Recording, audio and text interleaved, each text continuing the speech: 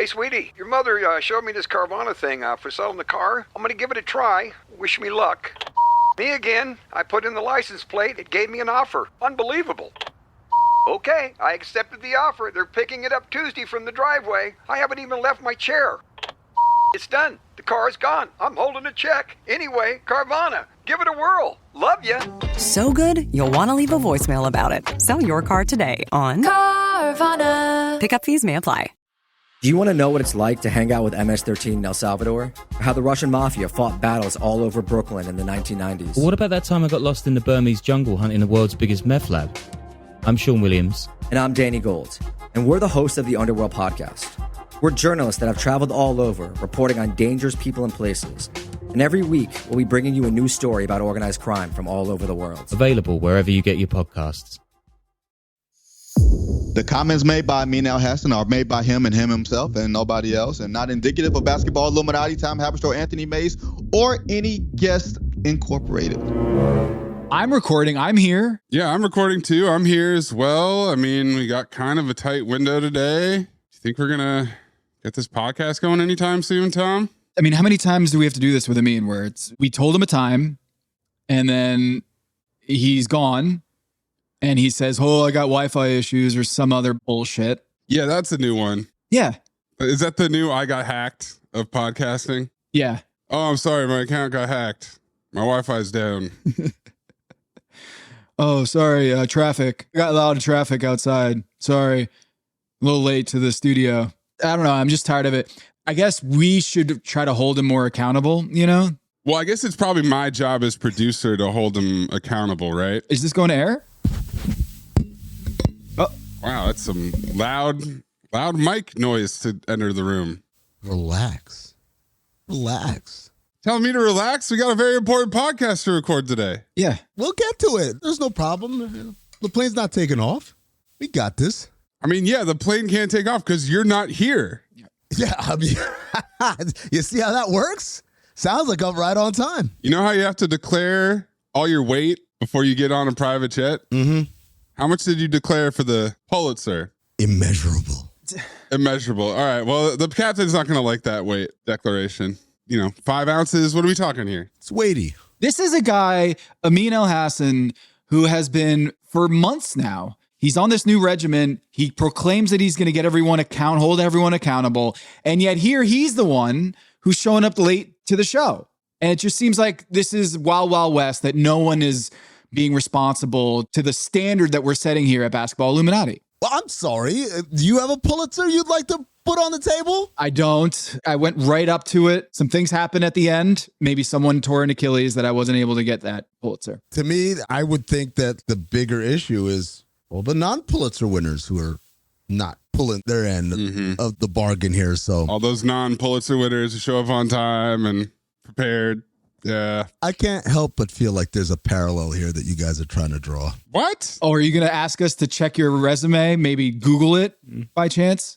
I mean, I can think of another award winner who shows up whenever he wants. His name is Giannis. Let's hear what Miles Turner had to say last week. Doc Rivers, he didn't find anybody. Guys were late all the time. Guys were, showing up to film whenever they wanted to show up. Guys were missing meetings. Like, it was one of the craziest things I personally ever experienced. We literally, if the plane took off at 2:00, we weren't leaving until 4:30. I'm being so serious, bro. It was crazy, dog. Guys were an hour late to the plane. It got to the point where I knew not to show up until like an hour after they said the plane was taking off. It was crazy. So who's the teammate that's most likely to be late?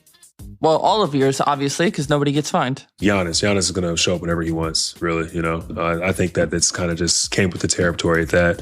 And once I kind of saw what was going down, I was like, hey, man, more power to you. They ain't going to find you. Do what you do. If I may, I know this is technically the cold open, but if I may, I want to engage in a little impromptu code breakers for you guys, right? Oh, a cold breaker. Now it's time for Annie's secret message for you members of the Secret Circle. Remember, kids, only members of Annie's Secret Circle can decode Annie's secret message. You can break the code. Maybe I take a shot at it, maybe I break it. I'm real happy with myself because I did my job well. There's only one hacker in the world who can break this code. Super string theory, chaos math, advanced algorithms. Code breaking. Strange, the code is somehow different. It's like solving a Rubik's Cube that's fighting back. Whoop-de-doo! What does it all mean, Basil? When people talk to each other, they never say what they mean. They say something else. And you're expected to just know what they mean. Break the code. You are, quite simply, the best natural code breaker I've ever seen.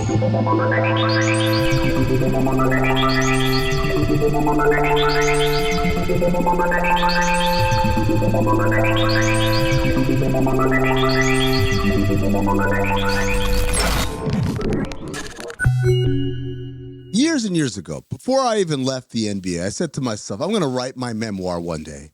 And the name of the book is going to be, What Time is the 12 O'Clock Bus? Mm-hmm. To the uninitiated, sounds like a stupid question. Your answer's right in the middle of the question. Yeah, it sounds rhetorical. Yeah, what time's 12 o'clock bus? 12 o'clock bus. No. What's the color of George Washington's white horse? Yeah, except for the fact that it is actually a very astute observation for someone who is in the NBA, which is the 12 o'clock bus is never at 12 o'clock.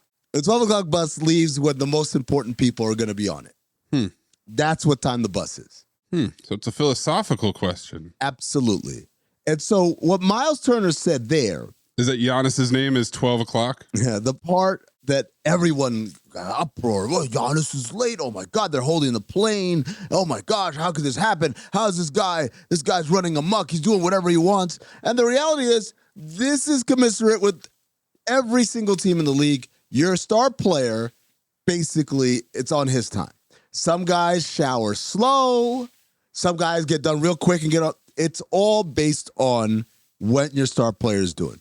And on nothing else. That schedule, nothing else. Even at the takeoff window, it's a window. It's not a set time like you're flying out of Dulles or whatever. So what Miles Turner described, Giannis is probably the guy who shows up late the most. Yeah, because he's earned that right. As a franchise player, as a two-time MVP, as a champion, a finals MVP, all those defensive player of the year, every award you could want, he's got. So that's easy.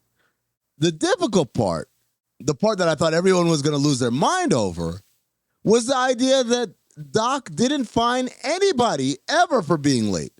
So it's one thing for, like I said, Giannis to show up late to the 12 o'clock bus. But when you tell me that we're sitting here and we're allowing people like Ryan Rollins or AJ Green or Jericho Sims or Pete Nance to show up late, and they're not getting fined or disciplined or anything, that is highly irregular. I guess what I'm trying to say is, it's not Giannis' fault. It's not Giannis' fault. It's not you and AJ Green's fault. You know whose fault it is? Whose fault? It's not my fault. Hold on. You guys were leading. Okay, Doc. Definitely not my fault. All right. I'm a good guy. I'm trying to give my guys enough leeway. They feel comfortable. We don't practice. They could be rested for games. They get to go out, have a good time. What am I doing? What? I'm going to be a villain? You want me to be the bad guy? No. Yes. No. Sounds like you're breaking the code, Doc. You know, sometimes the code needs to be broken. And people run around, they're blaming Miles. They call Miles a snitch. I call Miles a hero. A hero. Giannis, a hero. And you know who else is a hero? Me, for creating the ultimate work environment where people aren't stressed. You know, by the way, time, it's a construct. It's a man-made construct. Time doesn't exist. You guys know that, right?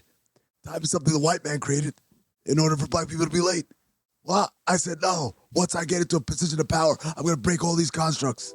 You're welcome. My assignment: uncover why the association inspires more conspiracy theories in volume and salience than any other U.S. sport. You've heard of the Illuminati. The truth is out there, but so are lies. Your eyes can deceive you. Don't trust them. The NBA has always been controlled by about 8 people. Denial is the most predictable of all human responses. If you're only using 10% of your brain, you don't even know that you're using 10% of your brain.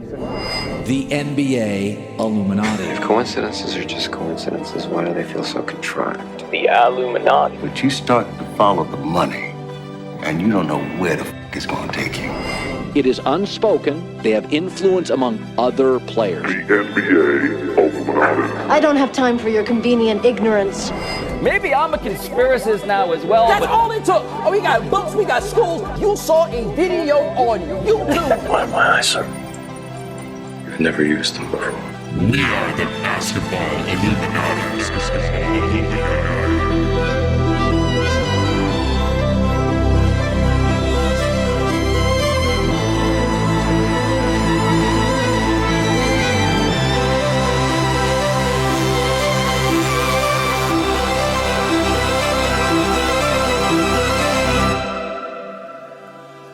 This is Basketball Illuminati. I am Tom Haberstroh, and as always, I am joined by the Pulitzer Prize-winning 5-star Illuminati General, Amin Elhassan, and producer Anthony Mays. Man, I thought we were going to put Amin last, so it doesn't sound like such a disappointing drop-off. Yeah. Pulitzer Prize-winning Amin Elhassan! Producer Anthony Mays also. And Mays. Yep, he's also here. But we got Amin! Pulitzer! Another guy who's one of the best journalists in the world, Ethan Strauss, going to come on the show, The House of Strauss. He just wrote a piece about, did Shams really spoil the MVP? Shai Gilgeous-Alexander, the leak, and all the brunch talk from Blake Griffin accusing Shams of being too much of a nerd to go to brunch. There's so much here, as well as the Wemby Game 1, 41 points, 24 rebounds, 1,000 souls snatched in that arena. We're going to talk about all that coming up right now. Hey, listener, remember the 1987 All-Star Game? Orlando Blackman, 2 free throws with no time left to send it into overtime, and then his Western Conference All-Stars ended up winning it. That was about confidence. And you know that because he was screaming, "Confidence, baby, confidence," after he knocked down those free throws. Well, confidence is something that plenty of people can struggle with, right? And when hair starts to thin, your confidence can thin too. That's why Hims makes it simple to feel like yourself again with access to simple personalized care that fits your life and your hair goals. So you can walk around yelling, "Confidence, baby, confidence." You know you got a good bit of lettuce up top. Hims offers convenient access to a range of prescription hair loss treatments with ingredients that work, including chews, oral medications, serums, and sprays. You know, you shouldn't have to go out of your way to feel like yourself. Hims brings expert care straight to you with 100% online access to personalized treatment plans that put your goals first. There's no hidden fees. There's no surprise costs. Just real personalized care on your schedule. What a novel idea. For simple online access to personalized and affordable care for hair loss, ED, weight loss, and more, you visit hims.com/basketball. That's hims.com/basketball for your free online visit. hims.com/basketball. Featured products include compounded drug products, which the FDA does not approve or verify for safety, effectiveness, or quality. Prescription required. See website for full details, restrictions, and important safety information. Individual results may vary based on studies of topical and oral minoxidil and finasteride. Hello, listener. It's producer Mays here to talk to you about Chime. You know what shouldn't cost money? Managing your money. These old school banks with their monthly fees and their overdraft fees and minimum balance fees and fees on your fees, and they fee you when you're feeing. Not Chime. Chime is changing the way people bank. It's fee free. That's free of fees, not fees of fees. It's built for you, not like those traditional old banks. Now check out some of these benefits. You get 5% cash back on Chime Card in a category of your choice, like gas or groceries, whatever you're using the most. You get savings that grow faster with a 3.75% APY. That's 9 times higher than the national average. You get premium travel perks, airport lounge access, 24/7 travel concierge. You can even get $500 of your pay with MyPay. They also have Spot Me, which lets you overdraft up to $200 fee-free, all of which make it so much easier to manage your money. Chime is not just smarter banking, it's the most rewarding way to bank. Join the millions who are already banking fee-free today. Head to chime.com/basketball. That's chime.com/basketball. It only takes a few minutes to sign up. Chime is a fintech, not a bank. Banking services from MyPay and Chime Card provided by Chime's bank partners. Optional products and services may have fees or charges. Stated annual percentage yield and cashback for Chime Prime only. No minimum balance required. Checking account ranking based on a JD Power survey published October 20, 2025. For more information on APY rates, MyPay, Spot Me, and travel perks, go to chime.com/disclosures.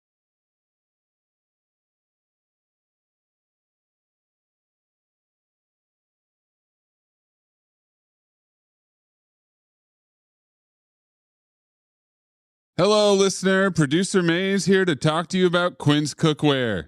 I know cooking can feel like a lot of work these days, especially when the temptation to order takeout is stronger than ever.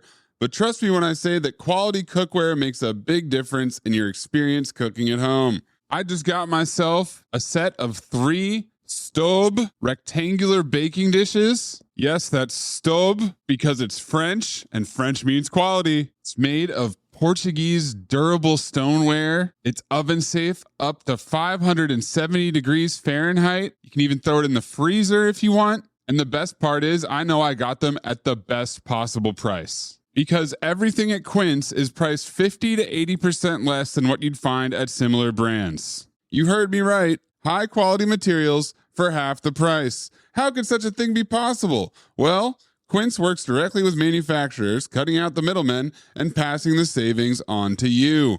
Now, Quince even carries fine wine, from Napa Valley Vineyards to Dom Perignon Champagne, enough to fill the Nile. Ho ho! So what are you waiting for? Refresh your everyday with luxury you'll actually use. Go to quince.com/dings for free shipping and 365-day returns. Now available in Canada too. Go to QUINCE.com/dings, DINGS, for free shipping and 365-day returns. Quince.com/dings. You all think I'm late. Well, I'm not late. And I'm going to stay right here and fight for this lost cause, even if this room gets filled with lies like these. And the Taylors and all their armies come marching into this place. Somebody will listen to me. There's no better way to overpower a trickle of doubt than with a flood of naked truth. But the complexity and the gray lie not in the truth, but what you do with the truth once you have it. What is true and right is true and right for all. You and I both know that that's just not the truth. You can't handle the truth. Too messy. Keeps them up nights. I'm here because in the end, the truth is worth the risk. Speak a little truth and people lose their minds. I'm a grown man. You can tell me the truth. Why is it people who want the truth never believe it when they hear it? So you know what I'm going to do? I'm going to do something really outrageous. I'm going to tell the truth. We're taping this on Tuesday, Ethan, and last night was arguably the best playoff game in years, right up there with the Steph Warriors games, Steph and Thunder games, LeBron against the Spurs. We can go back even further, but I've been writing this, and not to say I've been on this island before anybody else, but I just feel like everyone is now saying Wemby is the best player in the world. And Stephon Castle said it after the game. And I'm like, have you guys not been paying attention about what's happening with Wemby for the last, year plus? And the NBA in particular was slow to the Wemby rise, where they didn't put him on national TV nearly enough, in my opinion, the first couple of years in the league, where I thought this guy is appointment television. He is so different. And anybody can watch the TV, and you don't have to be like, where's Shai Gilgeous-Alexander? You know which one is the 7'7" guy who's got guard skills. And now, after this game, it feels like people are reached the point where it's safe to say that he's the best player in the world because he beat the number one team. He beat Shai Gilgeous-Alexander at OKC in game one in such a resounding fashion that now it's almost like they're late to the party, but it seems like it's early at the same time. You know what I'm saying? I love how everybody's trying to take credit for seeing the number one pick who's been hyped for years as the greatest prospect anybody has ever seen. I'm looking at this Dragonfly Jones and saying, I was saying this back when I saw this. And other people are saying, I was saying it back when I saw that. Credit to all of you. I'm not saying that you're wrong, but do it with somebody a little less expected, Tom. That's all I'm saying. I feel as though we saw this coming. Now, to what you're saying, though, Tom, here's what I find interesting watching that game. I can't remember another scenario where best player in the world went from hotly contested to immediate consensus in a span of minutes. And yeah, somebody could say, well, he had a great game overall. No. It wasn't that. It's that in the fourth quarter, it looked like he was getting tired. He was gassed as he's been in a few of these games. Reggie Miller was talking about how one of the replay reviews actually gave him a little bit of a boost. And then all of a sudden. And then the Giannis free throw thing where Reggie was like, oh, Giannis is getting a little, he's watching this, noticing Wemby's taking a long time on his free throws, trying to catch his breath. I enjoy Reggie, but that's another topic. But he all of a sudden he was not tired anymore. The 30-foot three for the tie and everything else. And then just immediate span of minutes result. Everybody flips, total consensus. This guy's the best player and will be the best player for the next decade. SGA, old news. Never seen that happen in a game one. Never seen such a quick change in the discourse. 1995 game one. That's what it reminded me of. Oh. Hakeem Olajuwon and David Robinson receives the trophy. That'd be the only other one. Hakeem Olajuwon does everything in that game, and everyone's like, yeah, he's clearly the better player. But, it's funny because there's only one play. It was an amazing game. It's an amazing game. There's only one play where I was like, okay, that's unfair. It wasn't the three-pointer. It wasn't the and one dunk on Chet, which had a lot of extra on it, right? It was the one where Stephon Castle just threw it, and I was like, I felt like the referee in semi-pro, like foul, no two foul, like that's not legal. I don't know what that was. It couldn't be legal because it was just like he caught it midair and then it was like dropped it. He dropped it into the rim, and I was thinking to myself, "Well, that's a goal. That's offensive interference." And then I looked at it like, "No, that ball was sailing upward." Yeah. He just threw it somewhere where no one else literally exists in this game. Well, there was one play where I thought of Ethan because Ethan is written so many times about how sometimes slow-mo doesn't capture, like slowing down an amazing play actually does us a disservice to understand how awesome the play was because in real time it happened so much faster. There was a entry pass to Wemby into the paint. I forget if it was Castle or whether it was Dylan Harper. But in a split second, Wemby just dunked it. Like it wasn't even an alley-oop. It was just, I'm catching this in the middle of the paint, but at the same time, I'm going to dunk it.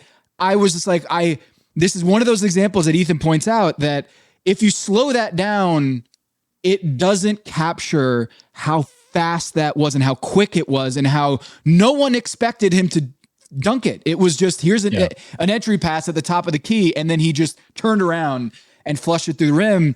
And that to me, I mean, that was like, that is something I didn't think was possible. I think this is what people are tuning in for. I think this is what people notice, the Wemby phenomenon. I wonder if it's what people want basketball to be, especially as we're having these conversations about, it's a funny thing with the NBA. It's like every day is going to be the future for the next 10 years. It's just been going that way, right? Where the Celtics, oh my God, look at all the talent they have. They're so smart. They've won the championship. They are going to run the East for the next 10 years. And that was following the Nuggets, where they've got the best player. They're about to go on a run. I mean, how many championships is Jokic going to stack? And then after the Celtics, it's Oklahoma City. Look at all the young talent, all the assets Presti has. There is just no way that you can stop this. And now it's, the Thunder. Game one, they're old news. Should the Spurs win, there's nothing that can be done about this 8-foot tall man. I'm not saying that's wrong, but if it is right, I wonder if it's what people want, because there's nobody roots for Goliath. There's nobody roots for Goliath as an idea, but we've almost come up with or been bequeathed with such a freakish Goliath that even if nobody theoretically roots for Goliath, everybody notices this and wants to see what the hell's going to happen with this. You need Goliath. You don't need to root for him, but you need Goliath to exist for us to root against, right? And that's what we've been missing over the last 7-8 years, however many years it's been. I do think the difference with all of these examples is that San Antonio, whether they win this year or next year or whenever they win, their books are set up so perfectly cascading that they'll never run into what all those other teams ran into, which is financially you just can't keep doing this, right? The Thunder are going to come up against it. We're a year away from them having to make hard decisions about Hartenstein, about Lou Dort, right? And some guys other who guys basically didn't factor into yesterday's game at all. Like Hartenstein was a Jokic acquisition. Yeah. He wasn't brought into the team to deal with Wemby, so you know. Well, I mean, it's tremendous that like this Oklahoma City answer is like we're going to put Alex Caruso. Yeah, and he's the best player in the world. That's who Wemby took the belt from. It was like we were neck and neck. Wemby versus Caruso yesterday. Yeah, it was exhilarating. And then like the play you thought was unfair was against Caruso. He finally he just solved it. He's like, I'm just going to do a spin move and be way taller than you. It will be lost to history that Caruso was doing a pretty damn good job on Wemby for a long stretch of that towards the end until Wemby remembered that he's 8 feet tall. But yeah, Caruso, really impressive. Chat, what the hell is happening? That's a whole other conversation. That's psychological evisceration is what's happening. He owns him, and he's owned him for years, and this is just a continuation of that ownage. But going back, Boston, right? We knew this is like, oh yeah, we're gonna pay Derek White $1 gajillion and Drew Holiday $1 gajillion. Like you can't. It's non-sustainable, right? And that's just assuming that the basketball works. Even if the basketball works, the financial didn't work. Denver, we knew that immediately. Bruce Brown literally. We interviewed him on the court after Game 5. He's got the goggles on. He's smelling like champagne. And he's like, I can't wait to get paid. Like, he knew he was gone. And so all of these teams are having to deal with the reality of a collective bargaining agreement that says you're not going to be able to keep this around forever unless you have the covenants, right, of being able to set it up in a way where everyone doesn't get paid all at the same time. Not for a long time, right? So Wemby, Castle, Harper, and then there's whoever comes next. It's like they're all 1 year delayed. So Wemby's going to get paid. His extension, that won't kick in not next year, but the year after that. So that's 2 years from the first big ticket item, 3 years from the second big ticket item, and 4 years from the third big ticket item. That means they have a window of these next at least 3 years to just go balls to the wall and not have to worry about finances. And they're going to change the lottery, pulling up the ladder behind the Spurs to make sure this can't happen again, where you get the number 1, the number 2, the number 4. And the Thunder, they have hard decisions, but they can make those decisions. It's not similar, I think, to the Nuggets, where all of a sudden you just run out of options. With the Thunder, they can make a play with all their assets. And I mean, I'm looking at this tweet right here from Ben Thompson. OKC has always been the play for a Giannis trade. And in retrospect, waiting until it became obvious the Thunder needed the one guy in the league who can match up with Wemby was the right move. It's good for Giannis too. If he wins, he'll get the credit he deserves. That's interesting. That's an interesting option for them. They've got options. I don't know. I don't know if that's the right option because they're in a position right now where all their guys are under 30. Right? They're all like 28 and younger. It's like, why would we accelerate the clock here? I think the way they're doing it is they've got, in the same way that no one knew about AJ Mitchell last season, and this year he's like one of their most important players. It's the cultivating of the replacement. So it's Thomas. Yeah, but there's a low floor on that. There's a low floor on that. Like in order to find the next Giannis, you got to wait a decade to get the next Giannis. They don't need to find the next Giannis, right? To beat Wemby. They may not need it. They might beat him is. It was a double overtime game. Why is everyone acting like the Thunder got demolished? This is a double overtime game. The dude had to hit crazy. Like that 3-pointer. It is prisoner of the moment. If he misses that 3-pointer, we're all saying, what a dumb fucking shot. You're 7'9", and you're being guarded by a dude who's 6'4". Why are you shooting that one? He made it. Yeah. God bless him. It's an amazing. It'll live on in history. Mm-hmm. But like we cannot like, oh, let's go get Giannis. Like, this is like the people said, oh, the Warriors were like, oh, we've got to go get Kevin Durant to beat the Cavs. Like the Cavs, who had to have like all of these incredible things happen in order for them to win that series. Like no, they get Kevin Durant because they needed him. They got Kevin Durant because they could, right? And because the cost was ridiculously low compared to the value. Yeah, Giannis I agree. Is not that is not similar. I don't think. I agree, and there's a prisoner of the moment reaction to everything.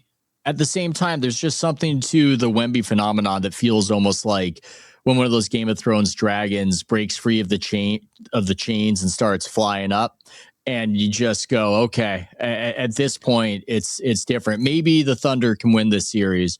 I wouldn't even say maybe. I think they could win this series. But it just has this sense to it that you need more artillery. You need bigger weapons to deal with this particular problem. If he continues, people don't like to talk this way. I feel one of the reasons why you're talking about the salary issues with these teams that were supposed to rule everything. But it's not just salary that has changed the game. One of the reasons that the Celtics got derailed is the injury. I don't know if Wemby stays healthy. People don't like to talk that way now that we're talking about and projecting the next 10 years. I guess that's a consideration. That's something that you would admit to hoping for as a Thunder fan, but you definitely secretly would be hoping for. Well, I was wondering, because in your piece, MVP is the NBA's worst kept secret. You wrote, you're rooting for the Thunder. And I was wondering where that's coming from. Like, what is it that you're, like, as an impartial guy, didn't know that you had a dog in the. Yeah. Sam Presti pays me regularly. Yeah. So that's one of the factors. And well, so do a lot of people. That's the point of the Substack. It's a funny thing because there's an obvious joke when I say this, but SGA is the best way that I can teach my son basketball.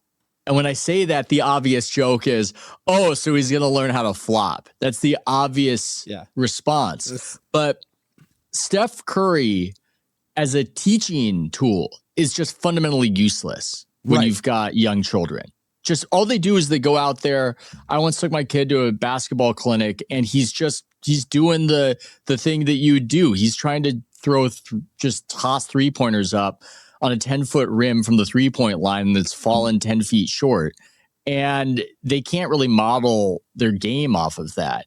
With SGA, this is going to sound hipster, but you really can see how the game is played, and I can explain it. He destroys Austin Reeves with an in-and-out dribble. And so I say to my son, okay, next thing's going to be a counter off of that. With SGA, he's almost like the pitcher where he shows you the fastball and then he shows you the tunneled slider. And then the next play, he did just a hard between the legs after the in and out because he uses that. He uses that move that just got a guy. And even if you might think it's coming or anticipate it, you've got that just reaction when you've been bitten by something or you've seen something. And he's just so crafty and he's just so skilled. And I have found that useful in my personal life of just pointing up to the TV and saying, you look at that, you look how he got there. It's easier with SGA. So that's why I've come to appreciate the Thunder. It's the teaching tape, right? Like we used to, when I was a video coordinator, we used to make teaching tapes. And like our tapes were all like Paul Pierce at the high post. Mm-hmm. Yeah. Because it's like, he's incredible, obviously. He's a Hall of Famer, but it's like, there's nothing you can look at there as a basketball player and say, oh, like, how could I ever, like, I can't have a Dwight Howard rebounding teaching tape. Because it starts with, you got to be 6'10" with like a 70-inch vertical. I can't, there's nothing you can glean there, right? Steph Curry, there's nothing you can glean there because his shot release is so fast and it's so accurate from all different angles and release points. You literally can't teach it. But when you talk about Paul Pierce, Shai Gilgeous-Alexander, guys like that, where it's like, oh, it's footwork. He jabs this way. He sees the center of gravity of the defender move this way. That allows him to counter back this way. He keeps his shoulder in between. Like all these things. And really, SGA maybe even more so because he's a skinny guy. Where Paul was a little husky, he was able to kind of do some more stuff there. That's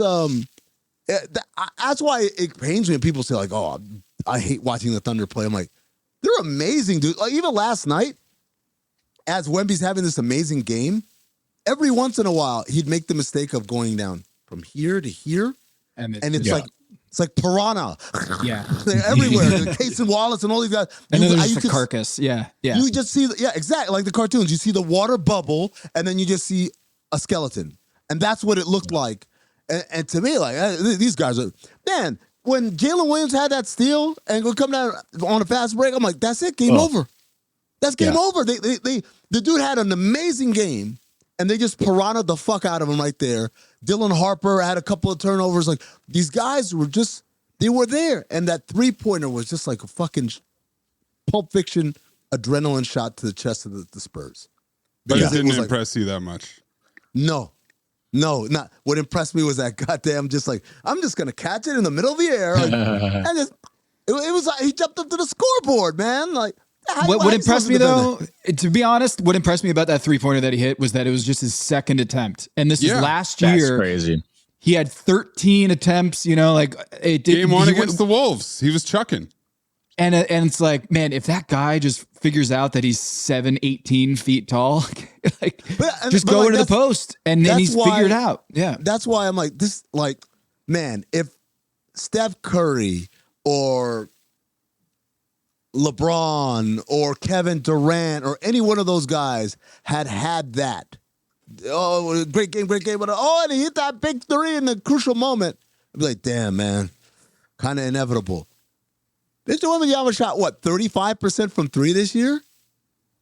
What's in the playoffs? There is a playing the result aspect to it. That's what I'm saying. The guys are 35% from 3 in the regular season, 35% from 3 in the postseason.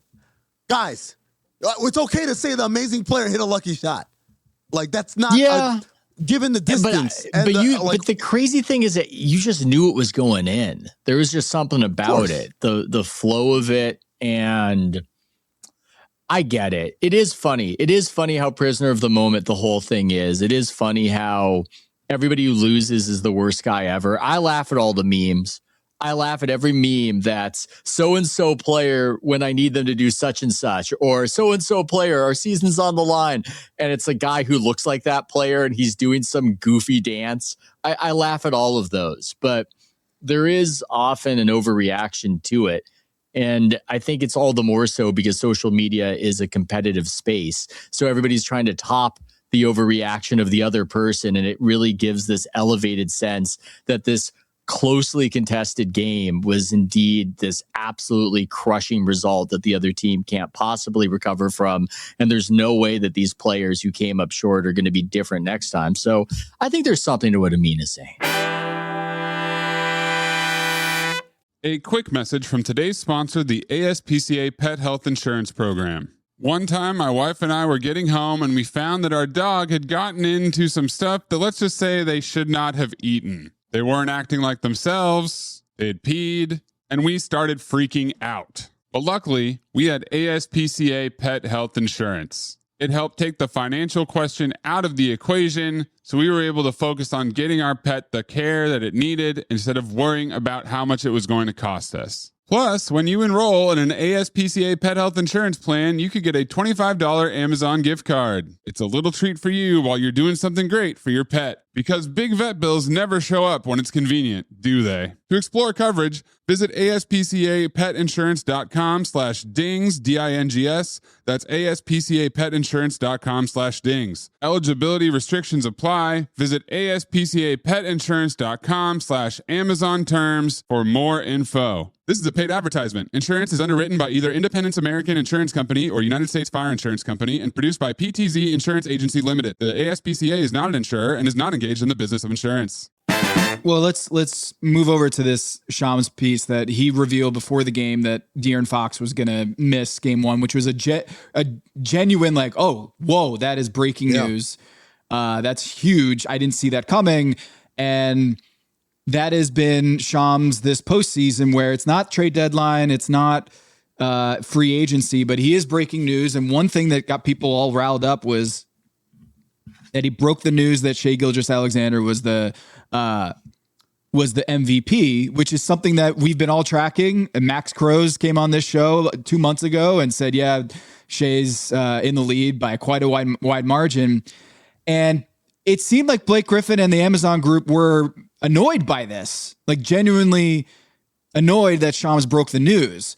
And in your piece, there are rivals on these production teams and the new streamers that are in the ball game, whether it's NBC, ESPN, and Amazon competing for this stuff. I mean, Amazon could have hired Shams for this very reason. Is like, we want to be the destination for not just the TV stuff, but like the breaking news. So there is something that Amazon could have done is they could have hired a newsbreaker that would have broken this news and they could create a TV show around it. They could have. I think there's tension between the broadcasters because the NBA rights were negotiated quite well on the silver side. And per viewer, the NBA is way more expensive than some of these other sports. And then that comes with expectations from the broadcasters that we're supposed to get this. I don't know what was negotiated behind the scenes, but it certainly looked like Amazon believed that they, So this is the deal. They have in their contract as part of it is they reserve the right to announce officially the MVP, right? In the same way that NBC officially has the right to announce the all-star starters and all-star reserves, right? Now, yes, for NBC, they can whiff, like they can get scooped on that because they'll say, well, fuck it, we have the all-star game. Right, so it's like, you know who the All-Stars are? Yeah, guess what? You're going to have to still watch our shit. Whereas Amazon, they don't have anything.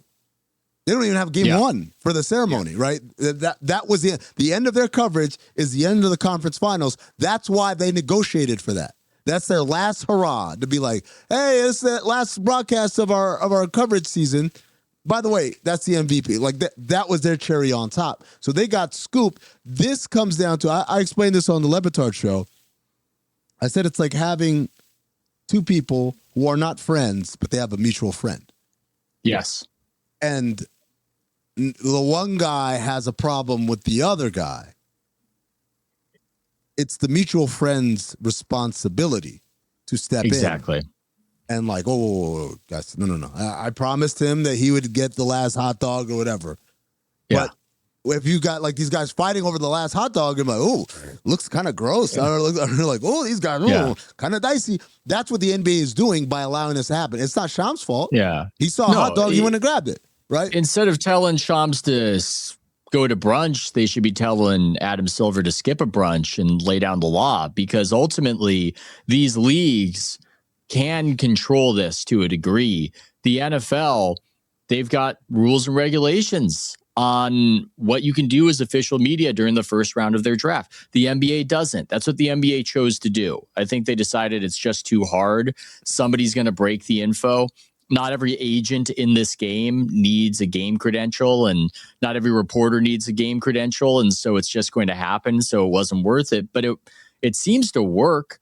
And so if that was in the Amazon contract, then the law needs to be laid down by the NBA, because ESPN, as far as I know, has no reason to play ball. I am amused as an inside baseball / basketball matter how these broadcasters don't like each other. And I like your analogy of them having the mutual friend. They all hate NBC. NBC is hated by the other broadcasters for are they? a slightly arcane reason. Why? The reporting of the ratings. That's exactly what it is, because the reporting of their ratings is the reason why they are hated. And they're also hated a bit because they're brash. They're very NBC at the whatever the version of Upfronts is. They were, I guess, making a big production about how great they were, and the other broadcasters were rolling their eyes. But the other broadcasters have their ratings fully counted by Nielsen, including their streaming ratings. What NBC does is they have Nielsen count their NBC ratings, and then what's seen on Peacock is not under the Nielsen umbrella. It's counted by Adobe Analytics so it's not checked by any third party. NBC then combines those numbers and they come out and they say, oh my God, the most people watched ever. It's so much more. They don't overtly say this, but they basically say we're dominating. Our viewership is more. So what I've noticed is that ESPN has been pretty silent on viewership, and NBC has been they have their chest out saying, oh my God, 10 million watched, 11 million watched. And ESPN's in the corner just grumbling about how this isn't real. This is fake. And there's a lot of acrimony behind the scenes about this. Can you help me out thing. here though? Like, isn't the jig up when the advertisers, don't they know the real numbers? Like the who cares if everyone's juicing the numbers? And I think, well, there is a victim here, and it's advertisers who are paying a lot of money for airspace, right? Yeah, in theory, they're the victim, and they fought some of these changes with Nielsen. But when I talk to them, they say, yeah, we know the real numbers. We see those. We don't care what these guys say. It doesn't matter to us. They fought that reform just because of it's like a PR war when they're negotiating these rates, but they've mostly accepted it. Right now, I think the issue is just more between the broadcasters because it's bragging rights. It's prestige.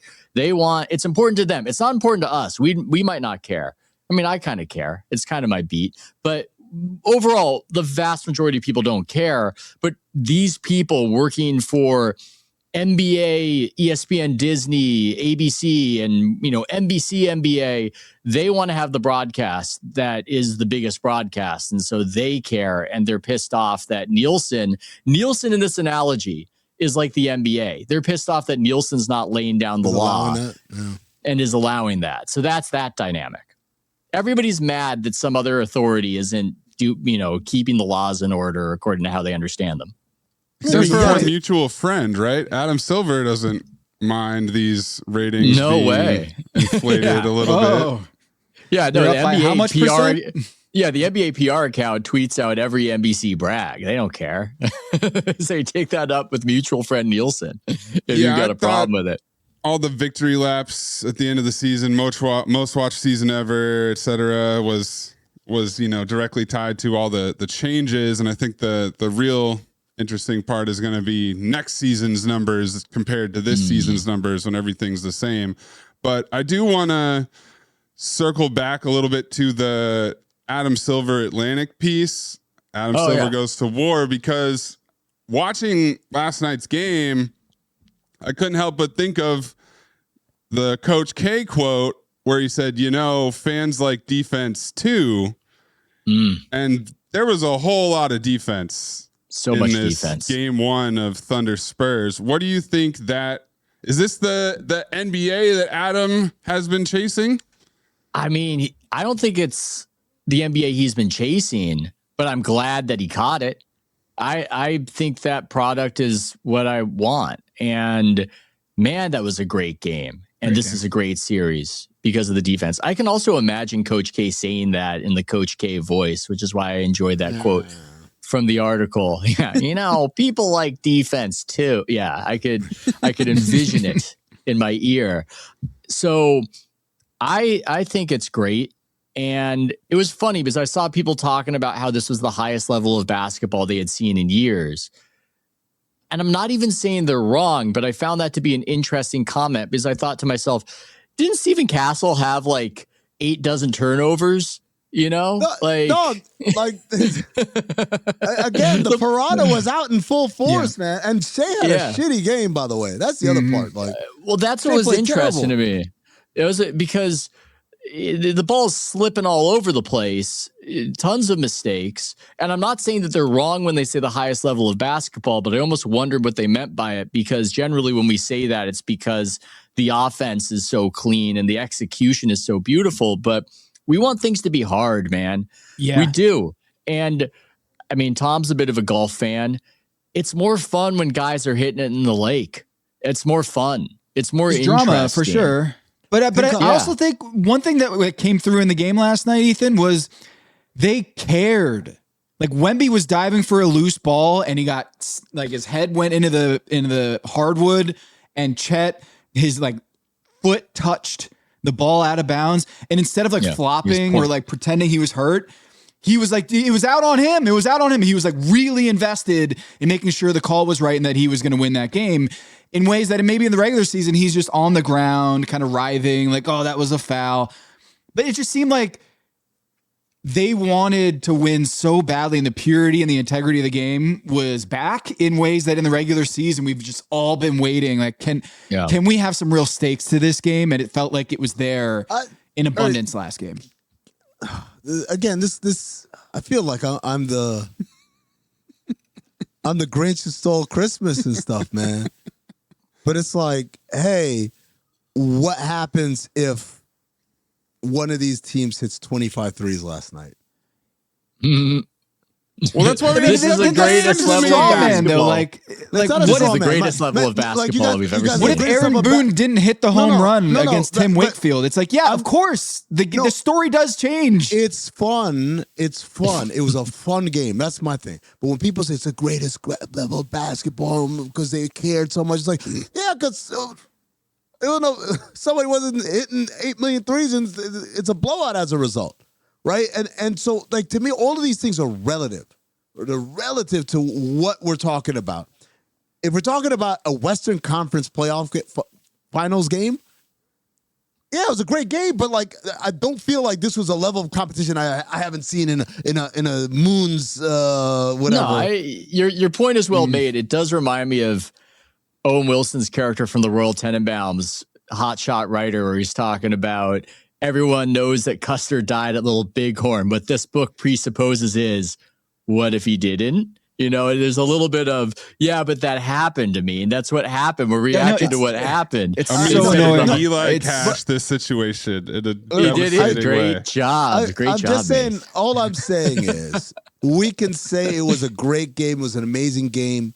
It was a thrilling game. It was so fun. Oh, my God. These guys wanted it so bad without giving it the superlative of, like, this somehow is different. That's fair. From other, games of this level of a conference finals. Well, I do want to ask Amin, what is the platonic ideal basketball? In your opinion, like, what would be I'm not the fucking?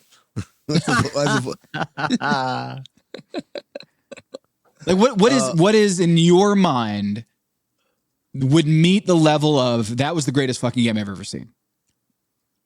Because if it's a bunch of guys making shots, I gotta say, because what's funny is people compared the Wemby shot to the Steph Curry shot. In many ways, the Wemby shot is just more impressive because of the stakes of it. The game's probably over if he misses, but that Warriors Thunder regular season game would be the first game to come to mind if somebody's saying, hey, what's the greatest game you ever saw?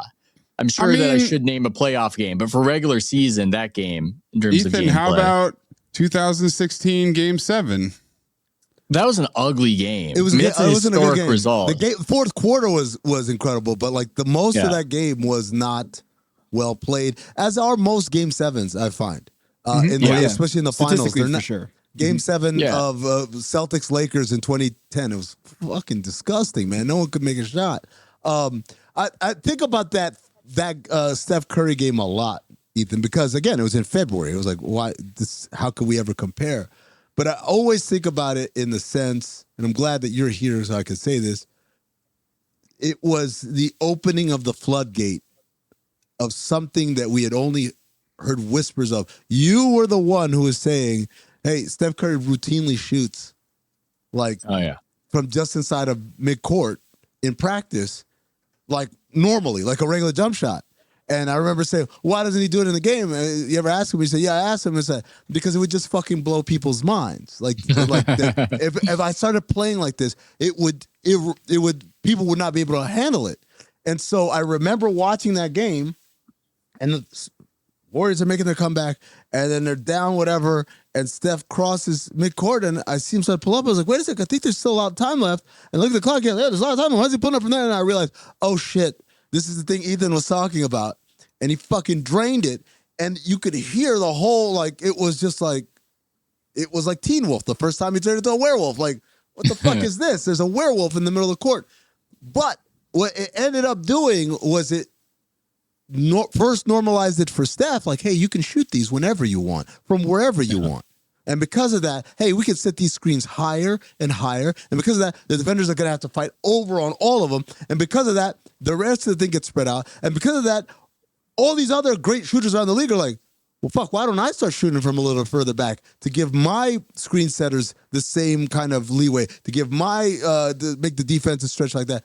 And now we've got a 7'19" guy doing that in a conference finals game. Is it weird, though, to point out that the same Steph thing that you're talking about is like, why doesn't he just do this all the time? Is the inverse, which is Wemby taking 25 twos. It's just, Wemby, why don't you just jump up in the air and fucking catch it and just drop it? Like, they literally could run that every single time. And the only way to stop it is to undercut him, right? They could just throw it up and he's just like catch it somewhere like around 30 feet. Well, maybe that's why they don't do it all the time. There's a little bit of, hey, why doesn't the quarterback run all the time? Well, he's going to get injured if he runs all the time. So they've got to mix it up. Yeah. I think maybe that's the reason. But to what Amin is saying, that is something in sports where there are good ideas that require some social proof to become widespread. There are good ideas that are just too much against the way things are done to where if you go out and do them and it doesn't work just that one time, it's not gonna happen. It's going for it on fourth down. Go for it fourth down, exactly. Yep. I remember Theo Epstein wanted to do closer by committee, and he was like, this is the most brilliant thing, is why do we have like one guy who's supposed to close the game when we can just kind of instead of one size fits all, let's just put in a bullpen guy that has the best matchup. And it failed miserably because all the bullpen guys were like, I need to know when I'm playing every night. Like, I need to know, like, come into the game, get in the bullpen, warm up, knowing I'm going to be in the 7th inning or the 8th inning. And like my whole mindset changes. And so in practice, the great closer by committee idea flopped majorly because he did not appreciate the mental side of the game and the mental prep. Same with 4th and 1. I think punting should be illegal, but it seems like there's probably a graveyard of NFL coaches that went for it on 4th down, flopped, and then got fired. Well, the other part of that is Staley. When you do the status quo and it doesn't work, no one's going to blame you. Right. Yeah. But if you do something out of the ordinary and it doesn't work, everyone's on your ass. So in the case of going for it on 4th down, if you punt on 4th down, maybe it's different now. People are more like, hey, you should have gone for that. The numbers say this or whatever. But for the most part, if you go for if you punt on 4th down, no one's going to be like, oh, that was a bad decision. Or at least the chatter is lower. But if you go for it and you don't make it, everyone loses their fucking mind. And so, I'm trying to think what the basketball equivalent of that is. I felt like that was a quote from the Joker, when things don't go according to plan. Everyone loses their mind. Everyone loses their mind. Yeah. There's this hedge fund billionaire guy, Steve Kuhn, who does the sports prediction thing that I'm partnered with. And he is trying to promote this idea called 4th and Smart, because his belief as this hedge fund poker lover is that special teams, the NFL, should be a mixed strategy. That it's ridiculous that these teams trot out the punter, or if they're going for it, trot out the offense. They should have formations where a punt could conceivably happen and a play could conceivably happen, and the defense does not know which or what. And with these formations, you can't even counter them with the traditional gunner and everything else. It makes total sense to me. I am convinced that he is correct. But for whatever reason, even though somebody had to figure this out, it's just too hard culturally, I think, at this point in football to say, hey, here's how we're doing special team situations. It could be one or the other, and nobody knows which one. Well, it's like what Tom said with the closers. You need to know that you're punting, right? Because if the guy is going to punt or throw it, then he's not locked in. He's not confident. But they know. The defense doesn't know. That's the point, Base. I think the big thing is it's kind of like shooting threes in the NBA, where it was like, this is a gimmick and this is only for like we're down 3 with 5 seconds to go. And how do you change the culture of teaching players, hey, don't take that one dribble in. stay right there or dribble to the side and shoot that one. Like that was a thing. I tell people all the time, when I was growing up, they close out hard, you pump fake and you take 2 dribbles in and take the high percentage shot, which is like a 15-footer. But it's like what happens is if you start doing it, someone's got to start doing it and be successful at it. And what ends up happening is it trickles down not to the other teams on the pro level, but to the lower levels, right? Well, bitty ball and middle school, high school, etc. I think some of the bias is we might not want the game to be what's smartest or what is unconventional. And sometimes when people bemoan analytics, what they're really saying is, I don't like what analytics did to the game. I don't like this ultra optimized version of the NBA where an 8-foot tall guy is shooting threes. I don't want special teams to be some weird thing. I certainly don't want, now I'm speaking for myself, what's happened in baseball where your starter isn't a workhorse who goes out and tries to get you a complete game and they can just do that bullpen mode and they can just cycle through guys and all of a sudden the star is not the star anymore because we've done the science and we can maintain velocity by having a bunch of pitchers swap in and sub in. So I think sometimes it's not just a pig-headed bias against the unconventional and the unproven. It's also that we're all fans at heart, even the people involved in these sports. And there's this sense of, I don't want the game to be that. I don't want this to be where we're headed. I believe that's part of it. Ryan Glassspiegel wrote for Front Office Sports that he thinks Daryl Morey should be hired like Theo Epstein to protect the game because he can figure out, hey, this is where the trends are. We should design this game, the NBA game. We should design it such that it will incentivize the things that we want to incentivize. We want hard drives to the basket, dunks, all this stuff. We don't want as many threes. We want the mid-range to be back. Daryl Morey could come in here like Theo Epstein did with the pitch clock and the shift ban in baseball and say, oh, we can hack our way to get to the ideal basketball nirvana. What did you think about Ryan's idea, and would you endorse Daryl Morey as being the Theo of? Yeah, I thought it was a great idea from Glassman, and it's very to catch a thief, right? To catch a thief, we need a thief. To catch an analytics, to catch an analytics monger, we need an analytics guy who'll know how these people think in order to counter these people. I think it's a very good idea. And, you know, the NBA, they have tried to tweak the game and address certain complaints, but they never do it in the way I want them to, or they rarely do it. A lot of times when they're doing a reform, I just don't trust that they're going to go about it in the right way. Like when they brought in replay review, I don't want that reform. I don't like that reform. There are a lot of things like that where it's, oh my God, guys, defenders grab a guy on a breakaway dunk. We need to stop that. Okay, we're going to have a clear path review and we're going to slow the game down even more to prevent this slowing of the game down. So that's my way of saying I don't trust the league office to make a lot of these changes. And I would trust Daryl more so to be the guy in charge of it. So I think it's high time they delegate it. And why not Morey? Well, I also think, like, don't piss on my leg and tell me it's raining with the whole Joe Dumars when they changed the defensive rules and they were like trotting out Joe Dumars to go on national airways being like, no, we didn't change the way the game is called. We didn't go in there and tell the referees.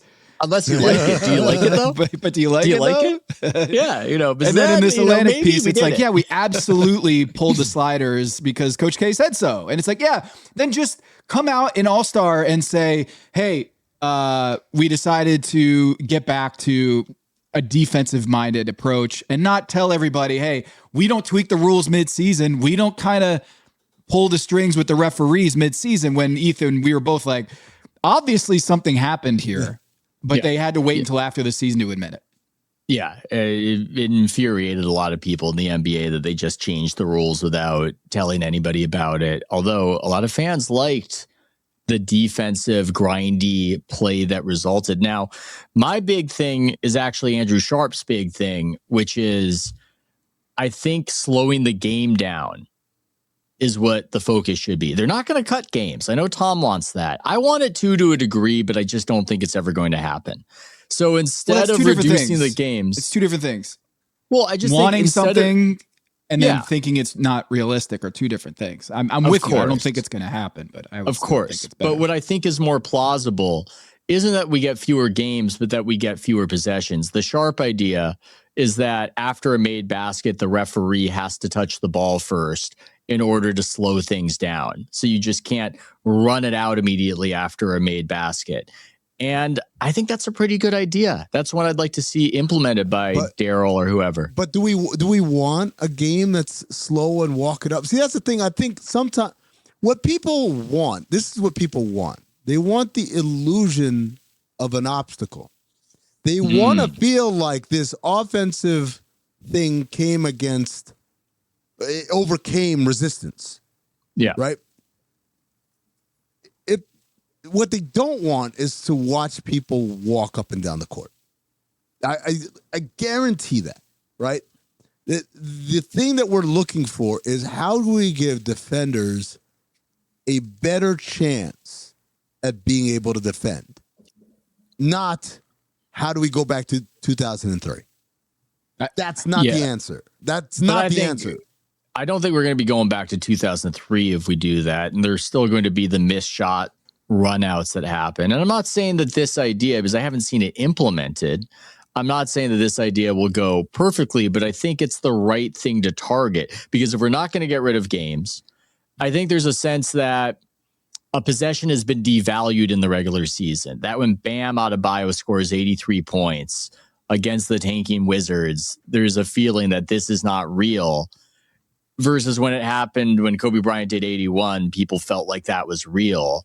And if you have fewer possessions, you're going to have scores that are more in accordance with what we're used to.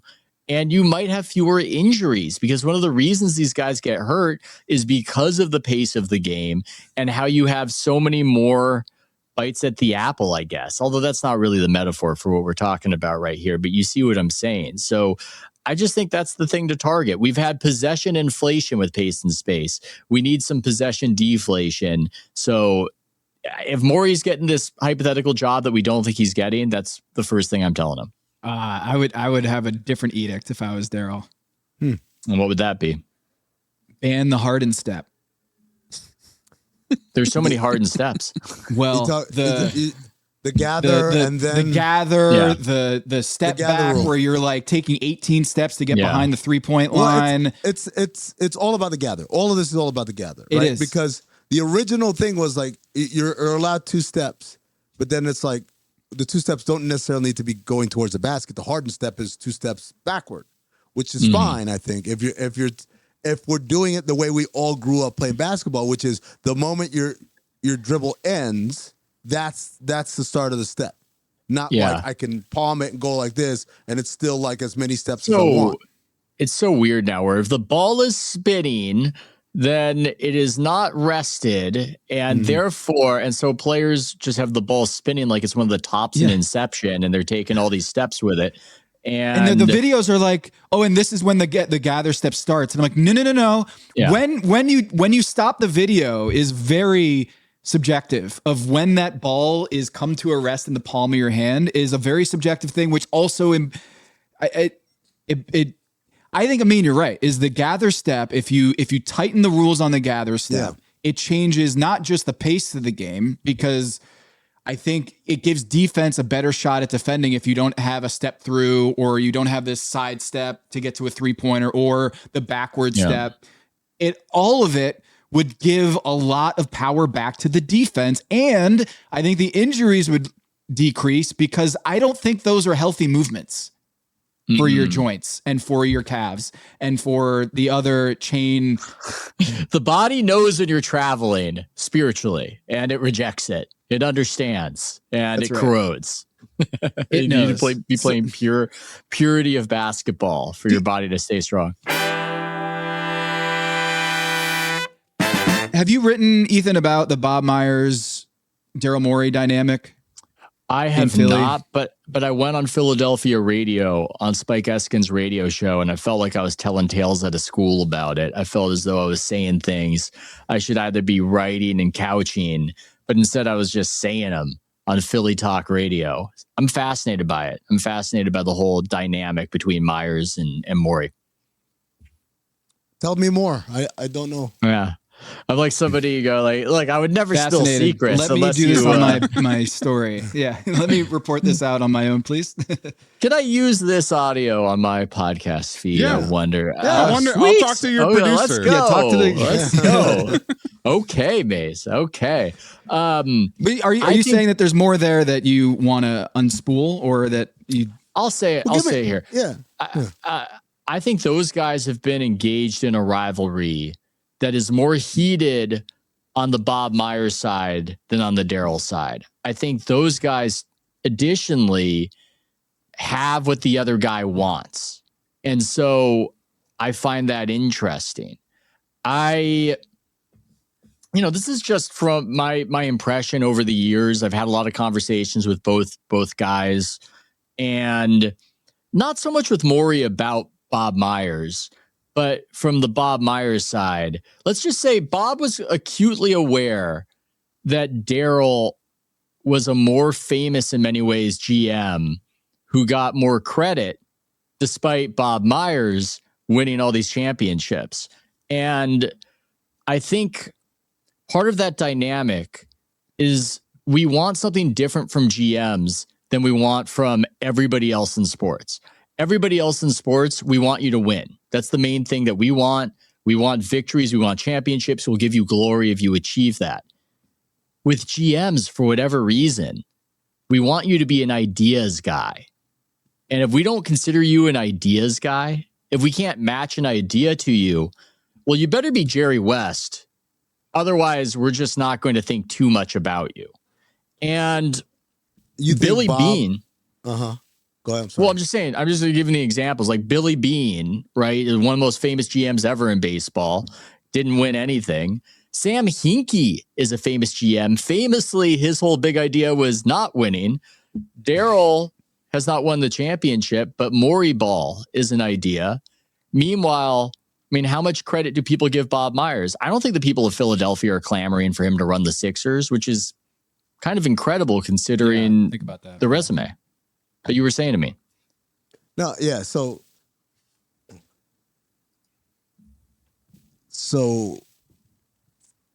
Bob feels like he should get more praise in general, or just that I can't believe they praised this guy.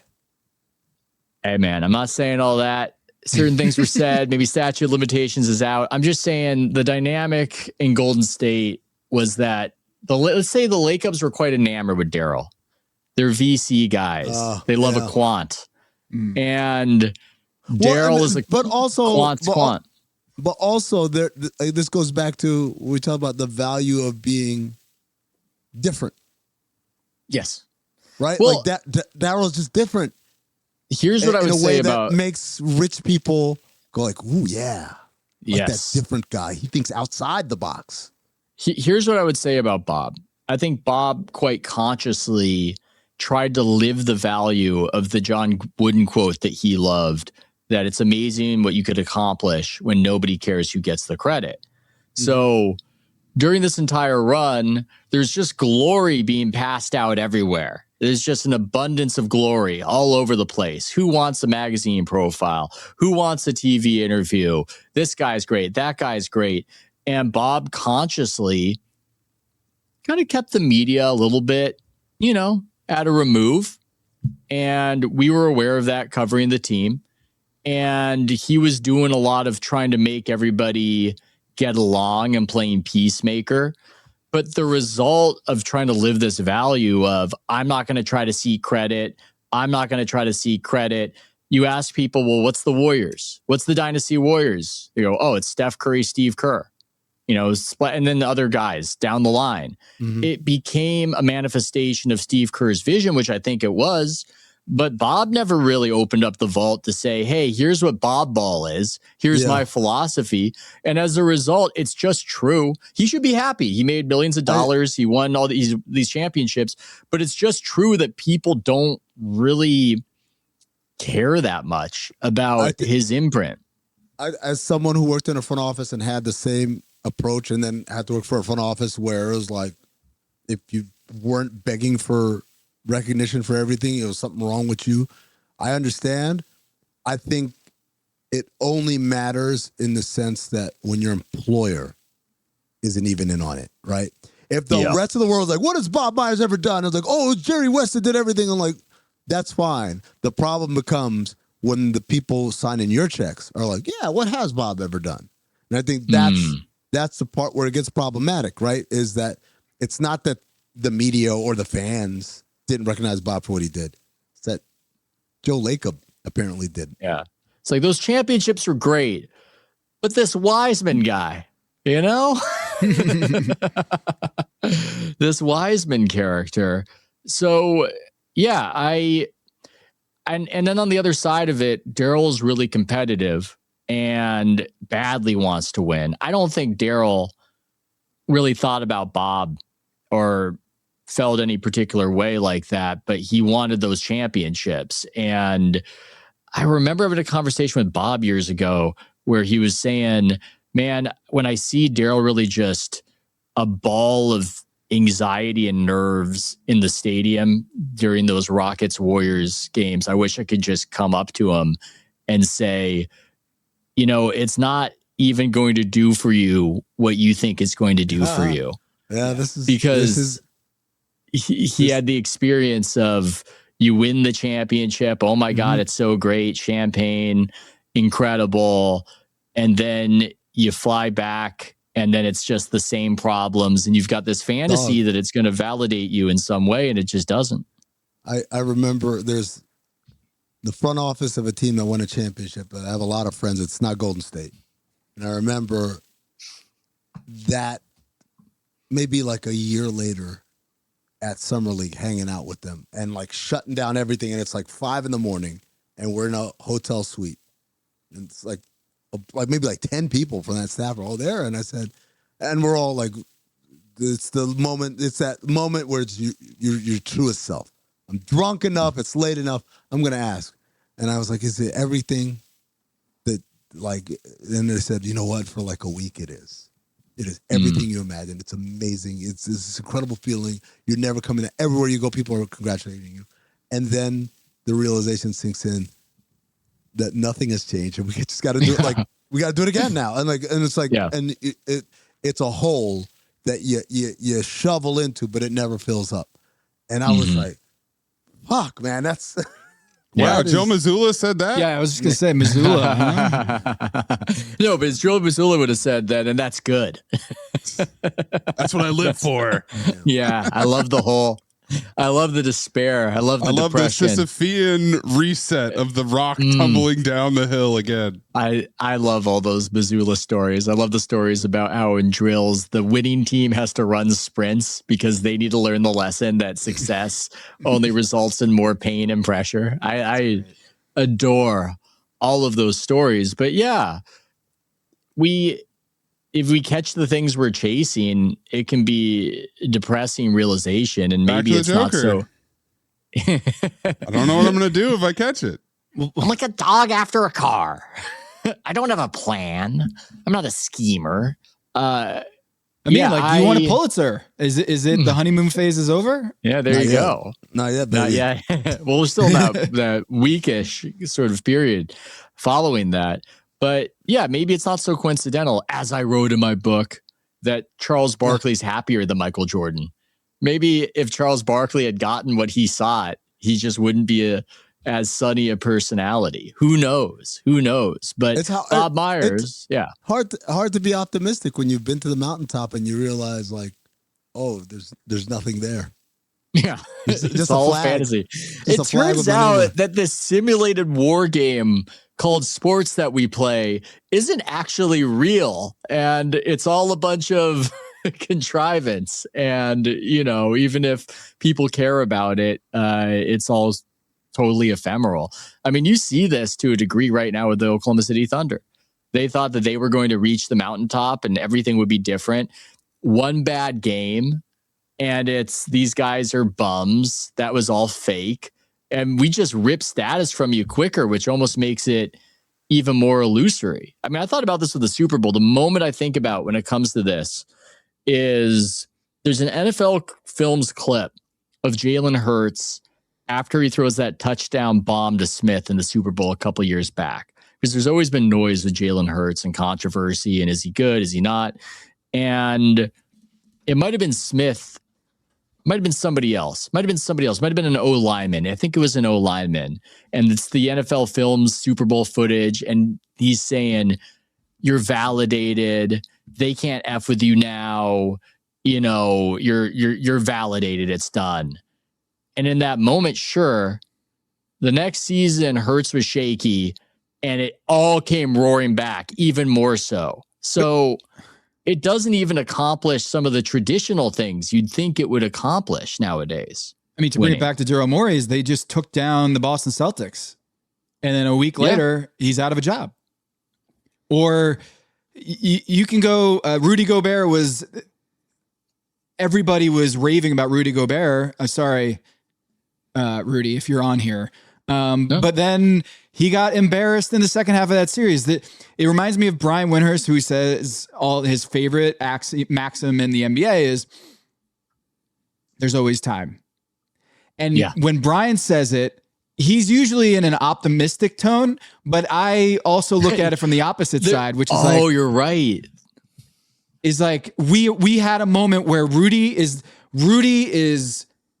he's certified now. We can never take that guy down because what he did in that series was amazing, what he did against Jokic. And then a week later, he's a bum again. And there's always time for the other shoe to drop. I'm sorry, Rudy. Yeah, there's always time to be a bum.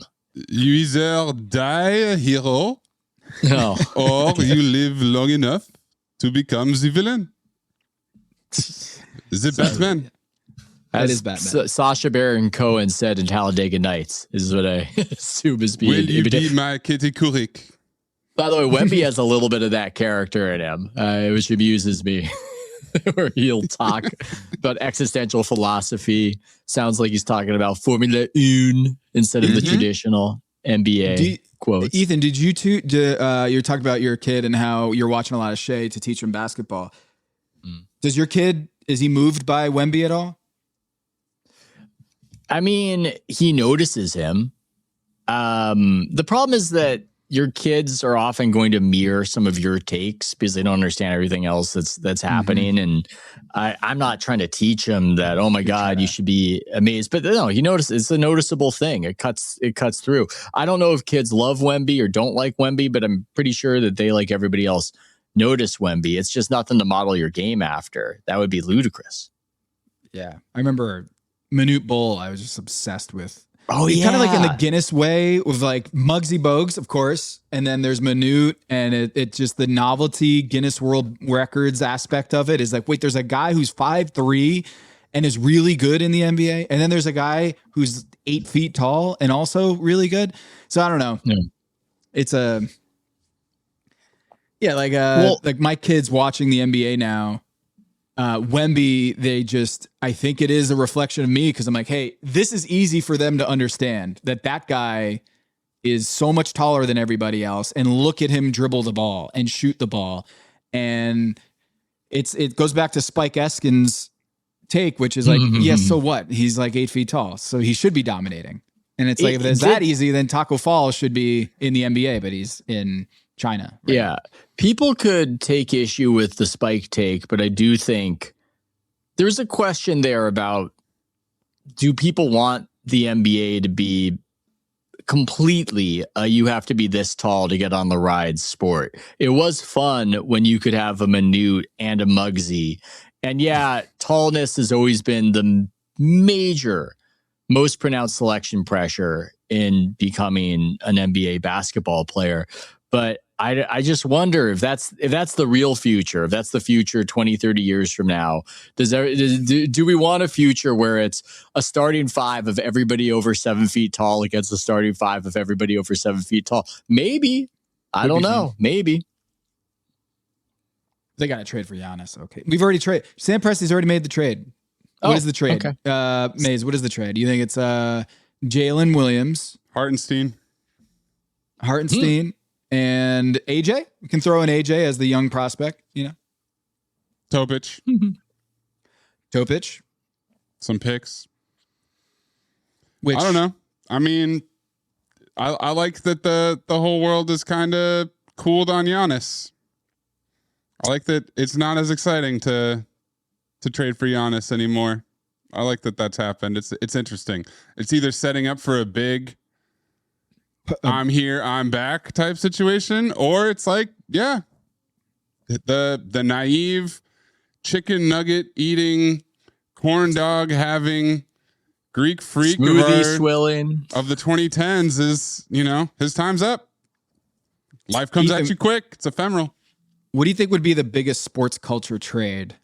We just throwing this grenade on you, but if like Ja got traded to the Bucks, it would be a really fun, like, all right, let's see, like Ja Morant out of Memphis, trying to write his new chapter, going with the guy who is famously wishy-washy about his public preferences about getting traded.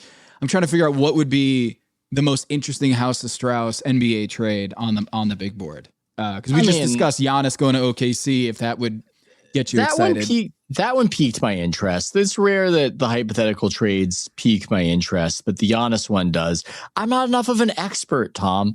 I write about weird industry issues and media chatter. I'm in an odd position where, look, I'll make time during the playoffs for the NBA, but I get up really early. I don't stay up late watching, and I'm in an odd position of not following the league ardently, but I'll be talking to GMs of teams every now and again, and they'll refer to something about their team as though I know it, and I just pretend to know it. I go, oh, you know how we've been playing recently? And I go, oh, yeah, but I've not really been tracking it. So the thing I'm terrified to do is to come on here and start floating trade ideas. No, I'm not saying basketball.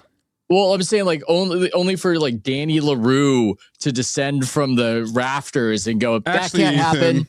CBA implications. Second apron, Ethan. That guy doesn't even play for that team anymore. Like, oh my God, this is humiliating. Oh, I was just thinking from a sports culture standpoint of like what would be the most interesting, like if Jokic got traded to the Lakers and Luka and Jokic decided in Lakerland to like, take down Wemby and the Spurs or OKC. With like what would be from a culture standpoint or a first take standpoint, if there's anything that you're like secretly hoping the NBA gets? Oh, I would have wanted those guys to be teamed up in some capacity. I don't know if I want it to be on the Lakers necessarily, but that would be, my considerable eyebrows would be raised by that one. I'm into that. You throw things at me, I can tell you if I like them or not. Giannis but I'm to too the Warriors. Terrified. Oh yeah, cool, done. Send it in, please. It's so boring out here. Please. What about the old millennial Globetrotters? LeBron, maybe even KD, back in Golden State with Steph. That's a little too weird. Giannis, I got excited. That one just feels that feels sad and uncomfortable to me. Does it feel cheap? Does it feel like sideshow, circus sideshow? Feels Look like at a what rock these old guys band. Can do. Yeah, it feels like you're going to see the Rolling Stones perform. It's just that one doesn't do it for me. Giannis to the Knicks. I mean, a little bit interested. A little bit. What is it about the Knicks, by the way? Good. Yeah. What is it about the Knicks, by the way, where they seem like the probable finals representative?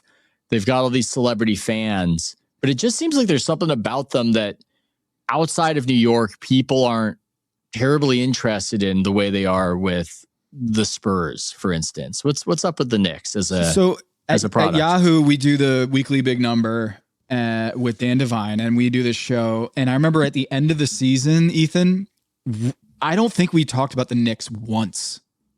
Yeah. In the 30 weeks of the show in the season, I don't think we really talked about them. I think they're boring. I think the fact they've been together for so long, we've seen them play in the playoffs, and Jalen Brunson he doesn't have any interesting things to say. So the press conferences are very by the book. And I like sterile. Brunson too. I think he's got a cool personality. I'm a Brunson enjoyer, but yeah, there's just something about them that doesn't. I don't know. I don't know whether they just slip through the cracks of the sports appetite, and somebody could say I'm wrong, and it's New York City and Timothy Chalamet. But there's just something about them that it just doesn't work on the marquee. It's Brunson's done an amazing job to help get them where they are, but nobody thinks that they've got one of the main stars in basketball, and in the NBA that kind of matters. Yeah, I think you hit it on it. So I think people love the story of Jalen Brunson, but there's a recognition that he's not in that circle of five. Jalen Brunson, he's the little engine that could, but he's not the little engine that should. And there's a difference. There's a difference, folks. Thank you, Colin. Yeah, thanks. I appreciate that button on this episode. Say hello to our mutual friend while you're at it. That's Ethan Strauss, House of Strauss, Substack. You might be listening to this on the House of Strauss Substack. Yeah. When all's said and done. Thanks for joining us, Ethan. Thanks for having me.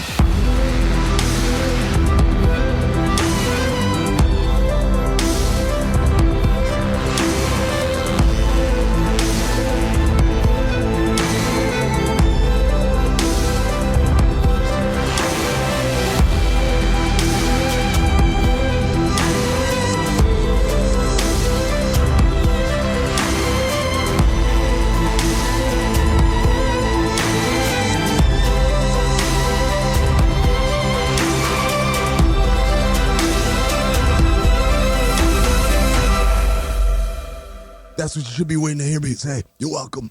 Can I get you a cough drop, dude? It's gotta hurt, man. Thank you, Doc. That's a great out, but I do wonder, is Thanasis coasting on this tardiness? Is Thanasis showing up with Giannis? Of course. Well, you have Thanasis sitting there like, I wonder where he's at. But here's the weird part. If Thanasis were on time and Giannis were late, that'd be even funnier. No, Thanasis would chew him out. He'd never be late again. Oh, because he listens only to Thanasis, yeah. Thanasis is the only one that can hold him accountable. So that actually raises an even better question, which is Thanasis the one who shows up late? Yeah. And Giannis is like, I can't embarrass my brother. Wow. I got to show up late too. Even if I'm loitering outside, I got to do the Hedo Turkler. You guys ever tell you the Hedo Turkler story? We're in training camp in San Diego, and our hotel is downhill from UCSD. So it's not a short walk on paper, but because it's a hill, nobody wanted to walk the hill. So, of course, what do? They get Amin to get the rent-a-car, the Tahoe, and just drive guys up the hill for practice, right? And so I get there. I'm probably up there like 6:30 or whatever. I was getting something. I think I was running something up to the gym. And Hedo Turkoglu sits 6:30 in the morning, sitting outside at the designated pickup spot, drinking a coffee. And I said, "Oh, what's up, Turk? Yo, you trying to get to the gym?" He said, "Is this the last ride?" I said, No. I haven't even taken anyone else up there. He's like, "Okay, I'll wait." So I proceed to go up there and do stuff. It's like 9 o'clock or 9:30 practice. 7:30. Guys start coming out. They want to go get treatment early, get shots up early, whatever. Guys are coming out. And every time I'm filling up the car, it's like, "Turk, you ready?" He's like, "Is this the last one?" No? Okay. Drove the entire team. It's like 8:50. I'm like, "Turk, we're going to get started." It's like, "This is the last one?" He's like, "Yeah." It's like, "All right." And you get in. Every day at training camp. What was he sitting there doing? Chilling. Just sipping his coffee, enjoying a beautiful San Diego morning. Not reading anything, not talking on the phone? Nope, he wasn't talking on the phone. I know it for a fact. It was just serenity. He might have had a newspaper or something with him. Wow. But for the most part, chilling and enjoying the morning. That's zen. And he did this every day of training camp. And so I just like the idea of Giannis, because he can't be on time if Thanasis is late. Mm-hmm. So he just has to sit and loiter outside the terminal of the private jet, sipping a coffee, eating a hero. Enjoying my coffee. I'm staying. I'm finishing my coffee.